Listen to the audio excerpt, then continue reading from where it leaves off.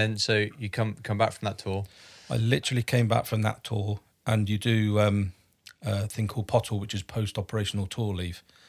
And while I was on that post-operational tour leave, news came through of my next posting, which would be to 29 Commando Royal, another artillery unit, but a Commando affiliated unit. Okay. Whole new kettle of fish. Yeah. In Plymouth. So Plymouth. I was thinking Plymouth. That's naval. That's okay. And I literally had time. We literally packed up the house, moved down there, and got told they were going to Afghan. Oh, really? So quite quick between tours. It was literally 6 months between tours, and that was a Christmas tour. Quite quickly after we got there, Beck didn't settle. She was really happy, but we were very kindly offered a surplus quarter back at Larkhill. So I was commuting from Plymouth, which was difficult, but also really good, because when I got home, it was really good family time, and the unit was spot on. It sort of finished at 10 o'clock on a Friday, and you didn't start till sort of lunchtime on a really nice mess, very good social life, a unit that really worked hard and played hard. A lot of flip-flops were worn. And they all go through the commando course, because they're a commando affiliated unit. So I was still doing the same job as SSA, which is looking after discipline, soldiers that have decided to go on leave without any permission, AWOL. But as a job, I didn't really have much to do, because once you'd got that special berry on, you weren't really going to get in trouble or go AWOL. And did they make you do the course? I sat down. I mean, I was 42 or 3. Yeah. A lovely commanding officer when I got there, who sat there and sat me down and said, "Oh, are you interested in the commando course?" And I said, "Oh my fuck, sir." No. I fully respect to them. It's a very tough course. Yeah. Very hard course. But I was too old, and my infantry, although I was still used, because one of the training officers that got there had also been at 19 Reg and knew I was qualified to take training and take ranges, and so I was used in their build up to which was really good. And I think the CO was quite chuffed with that, because I was his office boy, looked after him in his corridor, made him a cup of tea every day, but I was also out on the ranges with him, running the ranges. Okay. So it was quite a nice double hat to wear, and I think it got me a little bit of respect as well. Right. I mean, when I left, they presented me with one of their regimental rugby tops, which was quite rare. Played my last rugby game for them against the officers' mess, which nearly killed me. But no, really, really good unit. Really, really nice place to be. Learned some new terminology, because army terminology goes out the window. When you get there, what we'd call in the army a brew, they call a wet. Oh, really? What we call a toilet, they call the heads. What we call uniform, they call rig. So they adopt these... The naval slang. Sort of commando. So I was... Okay. I didn't have a clue what people were saying for the first week, and then I quickly learned. But so a runner short. So someone knocked on my door and said, didn't know me from Adam, and said, "Hello, mate, are you coming on a run ashore?" And I thought, what the fuck is that? Is that a run at 7 o'clock at night? But it's a terminology coming off a ship and you kind of work your way through pubs. So oh, really? Okay. Yeah, quickly learned what that was. It was just going on the piss, basically. Right. So I was in, but no, really, really good. Managed to go to Norway as well, which I'd not done before. Fucking cold, but really good. Some really good training, and a second tour of Afghan. So was that different from kind of the Larkhill lot? No, being commando. No, they were still similar tours. I have to say, I have to big up 29 Commando, because they were very, although they were a specialist element of the artillery, they'd done this extra course. So the guys there had, and it didn't matter if you're an officer or a lance corporal or a private. A lot of the attached arms, they were very, very grateful for, because they saw themselves as a very good unit, and they were, but they knew that they couldn't go on a deployment without the REME, the mechanics, without the chefs, without the clerks. So they were very welcoming, and a lot of units are, but they were really, not some clerk, go away, you're not part of our crew, you haven't got a special coloured green beret on. Right. Yeah. They were very welcoming, and I think also with me being ex-infantry, they were even more welcoming of me. And one big memory of that place is you go on, as part of your training for Afghan, you go on a kind of 2-day package where it's a lot of briefings, and you go around and look at a lot of stands, and it's all about IEDs and explosive devices, and it's sort of bringing you up to speed. And they always say you may have deployed a year ago, things have changed, different devices, so you have to do it. And then we all got back to camp at like 7:00, and all the artillery guys all went off to the blocks to get changed to go on the piss. Without anyone telling them, all the clerks went off to the headquarters because they still had office stuff to do. Right. That was quite but still went off to France and did some cycling, which was quite cool. And really, really enjoyed it, and literally got off the coach from the Afghan tour. And the 2IC was there. That's the second commander of the unit, and he I knew who he was, but he said, "Who are you?" And I said, "Sergeant Jordan." He went, "No, you're not." And I thought, "Oh my God!" And he went, "Your stuff, Sergeant Jordan. Congratulations." Really? I'd come off the board. Oh, nice. And I knew where I was heading straight away when they said I was promoted. They did kind of throw in a curveball with the Yemen, which I quickly turned down, and then because I was off to Worthy Down as an instructor. Oh, as a staff sergeant? As a staff sergeant. Went to C Company, which is, so the trade training where you do the clerical stuff was A Company. B Company was where the seniors would you go and do SSA course, the financial stuff. The officers that retrain the REOs, the deck commanders, they go to that's B Company. C Company was the running around in fields with camp cream on, and on the parade square, so it was a promotion section. Okay. CLM had come in a big way, command, leadership, management. Again, the big ethos of soldier first, they called it. Yes, you're a clerk, but you're a soldier first, so you should be able to run around and be a soldier as well. Okay. And that was all the three sort of ranks. So PNCO, which is potential NCO, which is private to lance corporal, the corporal CLM, and the sergeant CLM course. And I helped out or led on all of those, and they're all different in their own way. Senior CLM was what I first sort of looked at, and they're sort of grown up and they know what they're doing. But a lot of them don't want to go out and put camp cream on and get down in the dirt and get shot at.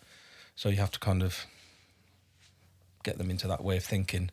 But they do a dinner night as a sort of part of the training, and it was 2 weeks long.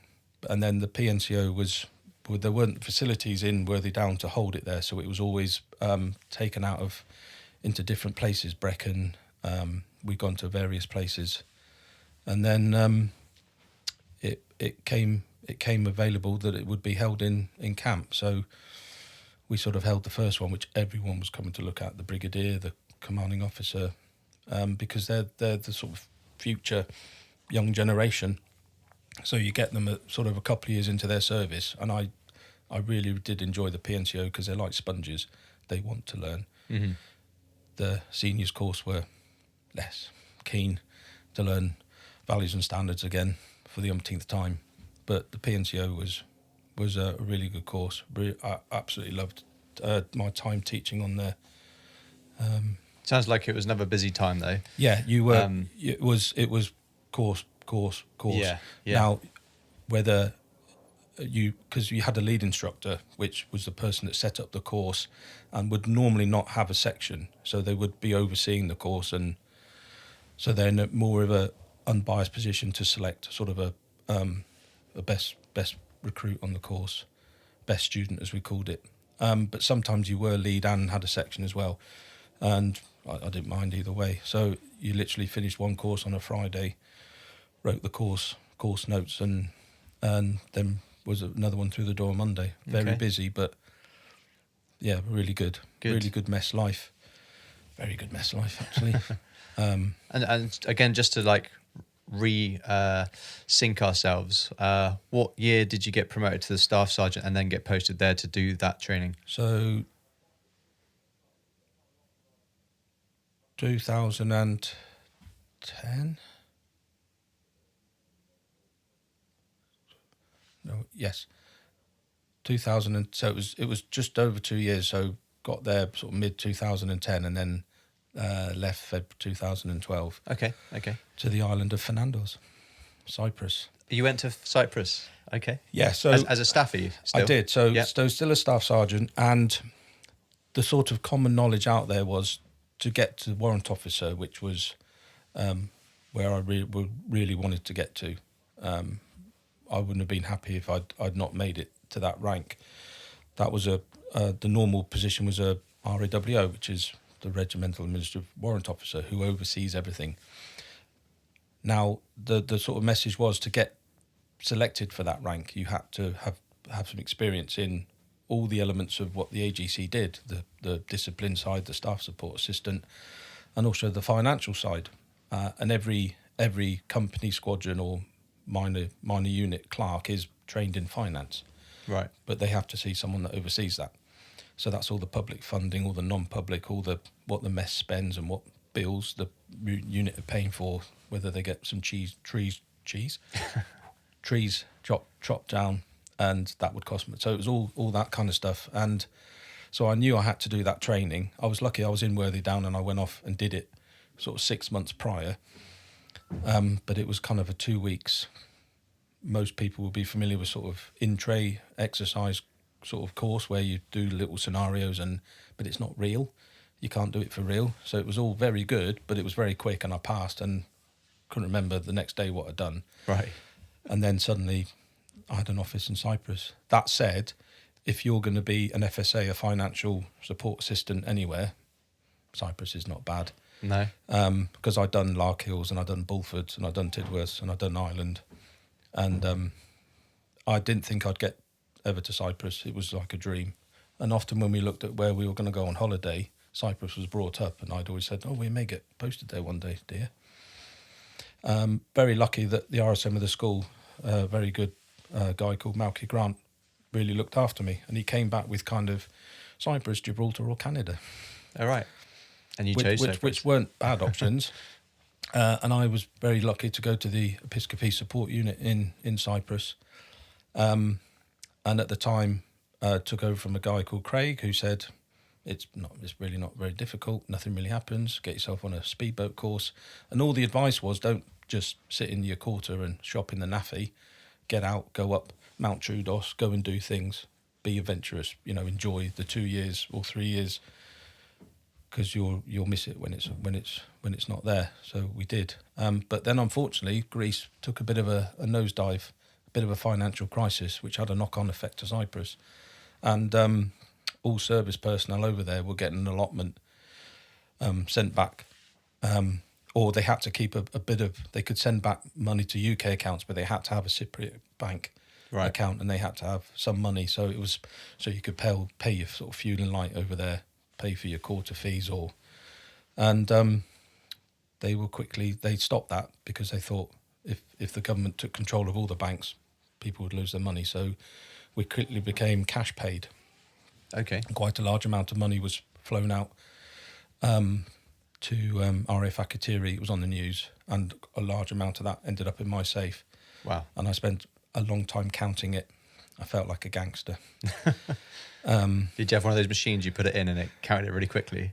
I did, but I had to count it by hand. Oh, did you? Yeah, so I had to machine it first. I mean, we're talking piles of a lot. It was like 500,000. And it all got brought by police escort. And then we had queues pretty much 24/7 of service personnel, of spouses. We were paying expats out there that were paid a pension into a Cypriot. Anyone that got money into a Cypriot account could come to our pay office and get paid cash. Okay. So yeah, that was quite busy. It was quite funny actually, because I got big chunks after the initial big amount, the gangsters amount, and I was tempted to sort of do that, but then I thought I'd have to recount it, so I didn't. I did take a picture of my desk, and my desk was actually literally full of notes. I was getting sort of back lifts or uplifts from Artillery. It was getting choppered out, so we'd meet the chopper. And I think 60,000 came one week, and we met it. And this lovely guy came from Artillery with a sort of handheld safe, plonked it on the back of my vehicle, and tried the combination several times, and couldn't remember it. Oh no! So had to get back on the helicopter, tell the pilot we need to go back. He said I'll be back in half an hour, and then people remember. With affection, range boxes. We used to get sandwiches when we used to go to the range, and it was a little white cardboard box with sandwiches. Yes. We were always cheese and pickle, and the pickle was never spread. It was always like dolloped in the middle. So you had to, I'll do that bit. A bag of nondescript crisps and a blue ribboned chocolate bar. And he appeared half an hour later with all the money in these cardboard white boxes, just so he wouldn't remember. So that was, but with a young family, kids of 6 and 8, it was fantastic. The life out there was brilliant, and we did exactly the advice. Went up to Troodos, and it was quite weird because my birthday's February, and we were swimming in the sea in the morning near Artillery, and then got in the car and went up skiing in the afternoon. It was very strange. Yeah. But absolutely loved it. Really good mess. Started discoing out there because one of the guys left and had all this disco equipment, and I thought, our mess could get it, and was told no, so I bought it and just started. That's where I'd always loved music. And my wife had always said, well, because I'd always complained bitterly that you shouldn't be playing that song at various mess do's, or it's the wrong one and shouldn't follow that with that. She always said, well, you do it. So I did, and still do it to this day. Oh, nice. That was sort of a side hobby of mine, and it should have been 3 years out there, but was cut short because I was promoted to warrant officer. So I got the news that I've been selected for promotion. So I would have liked to do 3 years just for sort of a good quality family life, but wasn't going to turn down promotion. And that was your goal, like you said. You wanted to hit that by the end of your career. I knew if I didn't come off the board I did with only 2 years left, they wouldn't look at promotion because you weren't going to be in the rank for long enough. Yeah. And then was told that I was off to Bicester. Okay. Didn't have a clue where that was. Everyone I asked said, Bicester Village. I wasn't going to work for Ralph Lauren. I went to headquarters Bicester Garrison, which was as a job of RAWO. Is that like centre of the country, or? Yeah, it's kind of just by Oxford. Okay. So, quite. And again, good. I think it was good to get back to the UK. Kids quite enjoyed it. Had a pretty nondescript house to start with, because it was built a long time ago. I remember getting taken round, and the lovely man that took us around said, there's a weapon rack in the wardrobe for a 303. Because in those days, they used to bring their weapons home. A 303 is a very old weapon from the 50s. Yeah. And it was like several layers of wallpaper, a decent enough house. And then we had a babysitter, and they lived in what was called the officer's patch. And so after taking her home, I was like, wow, where's this? She said, this is where my dad lives, and it's the officer's patch, and there's like 12 empty houses. And I went, right. So I went into work and went, I want one of those houses. So after literally 2 weeks, we moved again to a lovely house, but it was worth it. So used your rank a little bit, maybe? A little bit of positional play. Badgered the adjutant at the time. Got the wife to be upset and unhappy where we were, a few tears, and he went, absolutely, we'll move you to the officer's patch, it's only right. But no, really enjoyed Bicester. Good group of folks to work with. I'd a lot of civilians I worked with where I hadn't before. It was all very military based, but my boss, a lady called Teresa, who's absolute diamond, literally phoned me up in Cyprus and said, you're coming to see us, you're coming to be my RAWO, do you like dogs? I said, yes, I have too. She was, good, you'll do for me. She works a lot of a sort of cat protection home and has many dogs. But no, it was really good. I was the only military there. The other roles were all civilian, but absolutely a brilliant admin office to work for, because we had a lot of people that left service that was their kind of final tour, and I thought I'd only do 2 years, but I was extended for 2 years. They said, "Do you want to do another 2 years?" I went, "Yep." Cool. So you were there for 4 years. Yeah. And what was it like actually being a warrant officer, the WO2 that you wanted to get to? Loved it. Yeah. Just it, without being sort of snobbish, it just when you get introduced as a W, it's different. In my mind, there are big steps. I think getting your first rank is a big thing. It's time to get your big boy pants on and take a bit of command. And Lance Corporal to Corporal is good, but you're still a junior NCO. Yeah. When you get sergeant, that's the next. That's the first rank in the mess. Yeah. The big mess, let's say. Yeah. Sergeant to colour sergeant, staff sergeant. It's still sergeants in that rank. It's just a slightly difference. But then staff sergeant to warrant officer.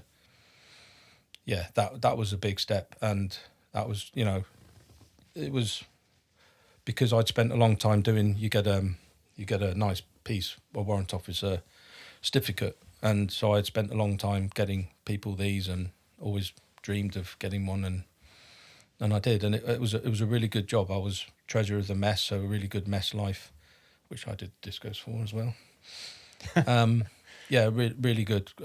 Next to a place called DEMS, which is the training school for the engineers, explosive munitions, tri-service. So the Navy have got a big setup there, which is a really big, very deep pool where they go and dive and recover things. But no, they brought a lot of banter to the mess, shall we say. Met a lot of good friends there. Still see some of them, and also there was an older element from around Bicester, which was the Pioneers. The last unit in the Pioneers was based in St David's Barracks, and although it's now the first one RLC, there's a lot of Pioneer association. A lot of the Pioneers are still around Bicester, and a lot of places in Bicester are named after. There's Pioneer Way, and so a little sort of market town with a big military sort of background, which is different than Bulford and Tidworth, thank God. But no, really nice, and settled there, bought a house there. That's cool. So you were coming to the end of your career, you've been extended. Yeah. At what point did you start thinking about civilian life and what you were going to do as a civilian? So although I thought I'd finish in the summer of 16, I then got offered the extension, so the thought of being a civilian went out the window, and I switched back to military role. There was a possibility I'd get offered another 2 years, but I thought I don't want to keep doing 2 years and then suddenly that stops. At some point, I'm have to join the big wide world, and I decided that would be 2018. And I think people experience different things, but my mindset was I'd had a fantastic career. Very proud to do it, and most of the time with a Union Jack on my sleeve, been through the ranks as I could. There were talk of officer selection, sort of 5 years, 6 years from when I left, but a lot of people do it, commissioned to be a late entry officer, but it wasn't for me. I'd always wanted to be a WO2, and I thought that I was happy with what I'd done, and so I was ready. It was quite exciting, but also very nervous, because you leave this big club of people, of friends. You're looked after. You just have to be where you need to be at the right time, in the right dress, in the right sort of uniform, and everything's sorted out for you. Now, as you go through the rank, you're more organising things, but you still know what's going on. And then suddenly it's things like getting your own doctors and then getting on the housing market. Jesus. Yeah. But did you have an idea of what you wanted to do, like job-wise? Because you've done infantry with, let's say, the tanks. I know you can't call all of them tanks. And then you went across to the administrative aspect. So did you have an idea of where you wanted to go? No. I knew that I wanted to get as prepared as I could. And I have to say, you are very well looked after. If you approach it properly, your move from military to civilian life is very well looked after. There's some good funding. most courses are available to you, and it's just a case of knowing what you wanted to do. And I generally didn't know what I wanted to do. I knew I was ready to be a civilian, Okay. but what as I didn't know. And I knew I had to earn a certain amount of money to get a house, because we decided to settle in Bicester because the kids said, we like it in Bicester and we're sick of moving school. So we went, Bicester's fine. And I went on a career transition pathway course in sunny Larkhill.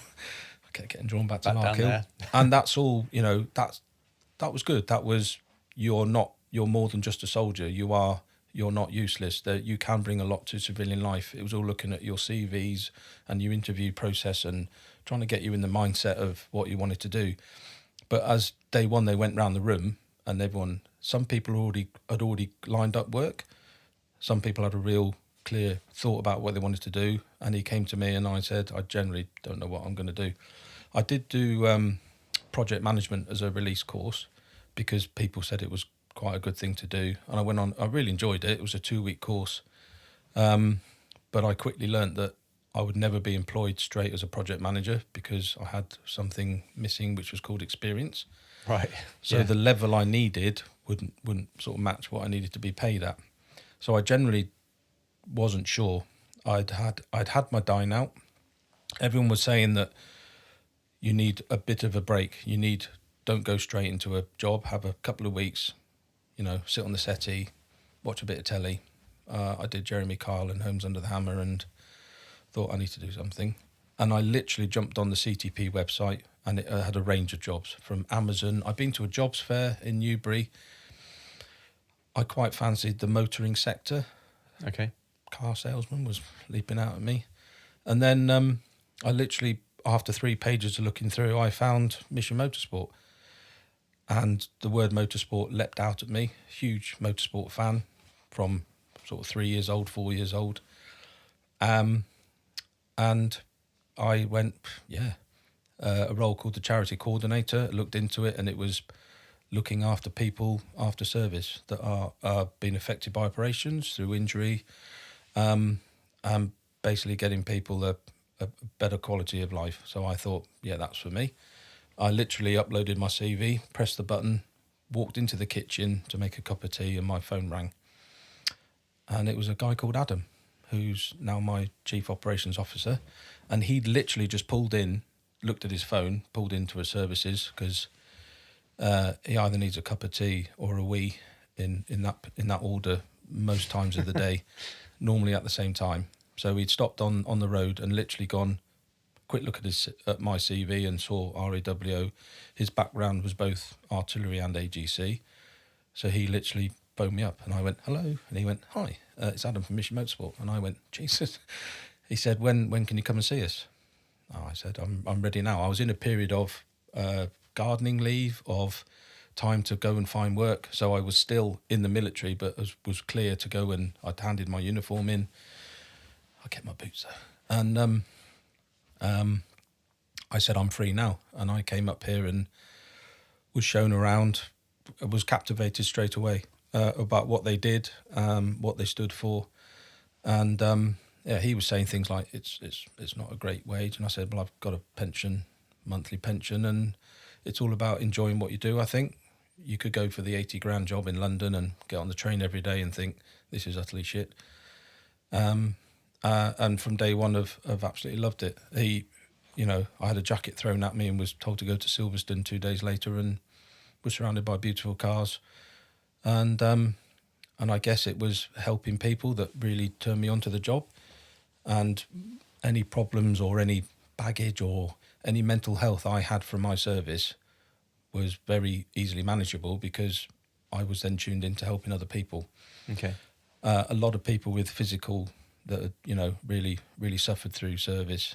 And the charity is absolutely amazing. It's a relatively small service charity. Yeah, worth explaining for someone that hasn't heard what Mission Motorsport is. So race, retrain, recover is on the T-shirt. That's what governs pretty much what the charity does. It was started by a gentleman called James Cameron, Royal Tank Regiment, and he'd always had a background in motorsport. He'd run track days. There's a red car downstairs which was his while he was still in service. He's, an arts instructor, so that means he can take people into their license to be a racing driver. The charity does not turn every ex-service personnel into a racing driver. That's quite clear, but it does help a lot of people. And he wanted to do, when he finished his service, there was a thing called Race for Recovery, which was Paris-Dakar, which was the guys, it was all over Top Gear. They took 3 bowlers off there, and it was brilliant. But the problem was, when that finished, a lot of them were still with the same problems. There wasn't the aftercare. Some had given up their resettlement time to go and do it and lost that resettlement time. So I think in the back of Jim's mind was always the long-term piece. It's not just one lap, it's a whole fucking race. And so the race part is not a racing driver, it's an event, whether it's go-karting, whether it's track day, something we're putting on or getting people to. It's getting people out of the house. Some people have been sat in the house for too long. Depression, mental health, anxiety. I'm now a civilian and I'm not worthy, or I can't find a job. I've turned to drink. I've got no money. My wife's left me. All of those, and it's getting them with some people they can level with, that they'll talk to, whether it's us as staff or fellow veterans. So that's what gets them out, and then you start the conversation. What are you doing now? I'm nothing. What do you want to do? And that's the retrain piece. We have our own training wing here, and we can put people through a level 3 light mechanics course. And we've just turned on, is not really the phrase, but it is turned on to electric vehicles, because that is the future. Whether you're the biggest petrol head in the world, soon you will have to drive a car which is run by electricity. And so it's getting the service leavers, because they have experience of that in their military careers. A Navy boat has electricity, a tank has electricity, and it's getting them that slightly step ahead of getting the market for them. So we can do the retraining here, or Mission Motorsport launched Mission Automotive a couple of years ago, and that's employability. That's getting people into the automotive industry. We have partners in the automotive industry which commit to taking on veterans, sign the Armed Forces Covenant, and have a various grade to get through: bronze, silver, or gold. Gold means you are really getting a lot of veterans into employability, which is what it's all about. And so Mission Automotive has its own team of account managers, and there's a meeting twice a week, and we discuss who we've got into work, who we can look after, and it's anywhere in the UK. It's within various partners. So there's a real help to veterans, whether it's just come out for the day, have a chat, bring your missus, bring the kids, get in a nice car, do a bit of go-karting, or can go through a complete retraining package. And the charity is coming up to its 10th birthday, March the 1st next year, will be from when it launched at Thruxton, and we'll be back at Thruxton celebrating 10 years. And I generally fucking love the job every day. That's good to hear. There are, frustrating times. You're trying to plan things and things aren't working, or not everything's falling into place. It's emotionally draining sometimes. A lot of people with a lot of problems. There's a lot of hugging and a lot of crying, but generally I generally landed on my feet. That's good. With this charity and what it does and the help it gives people. Yeah. It's not one of the bigger charities. It's not Help for Heroes. It ironically was funded a lot by Help for Heroes in the start. Jim was approached to use motorsport as a recovery sport, because recovery sport was a big thing. Skiing to help injured personnel, the wounded, injured and sick. But it's still going strong, and it will continue to get stronger. And every year we culminate in November in Anglesey with Race of Remembrance, which is absolutely fucking mind-blowing. We had 53 teams on the grid this year. This is a car with people that want to come and race for 12 hours over the weekend of the remembrance. And the first one I went to, I just was blown away how good it was. It was a proper race, proper teams, proper rules, proper flags, proper marshals, not just some piss-arse attempt at go and smash cars up. It was a proper race, different prizes, different categories, and that's done 6 now. And it works because people can go to it that probably couldn't go to a remembrance service because of the emotions, but because the service is part of the weekend, and you're kind of spannering on a car or helping parking cars in the paddock, helping do the food, whatever you're doing. And it's the one event that volunteers, we have an army of amazing volunteers, our own beneficiaries and the staff all kind of come together as a one. But it stops, and then you do the right thing and you remark remembrance and people cry. But at the end of that service, there's this awkward bit of how do we go from that pure emotion back to, because the cars are literally parked up and the drivers have got out, and it's like a 20 minute, half an hour window to have the service. And then JC, the boss, just goes, let's go racing. There's videos on our website, on YouTube channel. Watch them, because they're, we've had some really good people do it in the past. Monkey Harris, Chris Harris came and did it, absolutely loved it. Dario Franchitti, not last year, because last year didn't happen, 2 years ago. Dario Franchitti's sitting in a car with a lady called Sophie who just literally passed her arts test. That's the beauty of it. There's, Dario Franchitti, IndyCar multi-champion, golden boots on, driving in a car that has no roof on in the pissing rain, but he got it and he did it with his brother, and it's absolutely brilliant. So yeah, we've just kind of come back from that and unpacked, and we're looking forward to next year already with lots of different things. Well, your episode we are recording in November, as you said a few weeks ago, was that. And from what I've seen, it was an amazing event, and hopefully one year I can be part of it. Absolutely. But your episode is going to be going live March of 2022. Yep. And you mentioned March the 1st is the 10th year anniversary, so that kind of ties in quite nicely. And so your time in the military, especially as being the RAWO, really has helped you kind of do the job here for this amazing charity. And you've been doing this for, 3 years now? It'll be... Yeah, it'll be 4 years. So officially I started May 18, but I was still paid by the military, so I came and got work experience with the charity. Okay. And then when I had my last pay with the army, then Mission Motorsport started paying me. So nice. And give me a wage and a custom I'm in the manner of. But so they're coming up to 4 years next year. So amazing. We've literally gone over your 31 year career fairly quickly, but I think you touched on some of the key points, which was really, really cool to hear. Now we've come to the point where I do give people the opportunity to share advice, thoughts of your own to people that are thinking of joining the military. Might not be the British Army, might be the Navy, the Air Force, whatever. What advice have you got for those listening? Do it.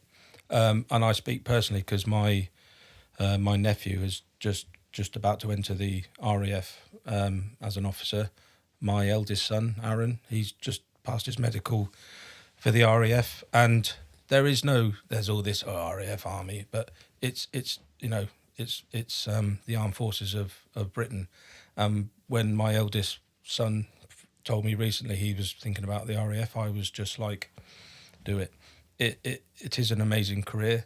I haven't regretted a day through difficult times, bad times, but pretty much overall good times. The skills it gives you, the teamwork, the camaraderie. You are a band of brothers and sisters. The memories it gives you are absolutely amazing. I pity those that haven't done it, to be honest. I know some people fall into it by accident because they don't do well at school, or years ago it was up in front of the judge, or join the army. I mean, we moved away from national service to sort of periods of join the army, young man, or you're going to jail and all that. But people join it for different reasons. But I don't think there's many people that regret doing it. People have different lengths of service. Some have a short career, enjoy it, and then go and do something else.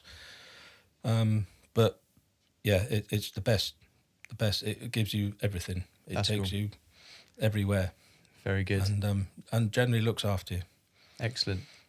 And the next part is, what advice have you got for veterans? And that could be people just about to leave, or people that have been a veteran for 10 years. Be honest with yourselves. Don't just think, oh, it's a piece of piss. I'm going to go from Sergeant so and so to Mr. So and so. It's not easy. You do miss the military life because the good things it gives you aren't there anymore. You know, telling you where to go, what to do. Suddenly you've got to get up and plan your own life. Be patient in looking for work. Don't rush into something. Don't just go for the big paycheck. It's about your next chapter and your quality of life. And talk to people. So many people, we are, particularly men, are bad at talking to each other. I think ladies are much better at sharing problems, but you're not alone. Just talk to someone, whether it's a friend or there are many, many veterans charities out there. Not just Mission Motorsport, although it's one of the best.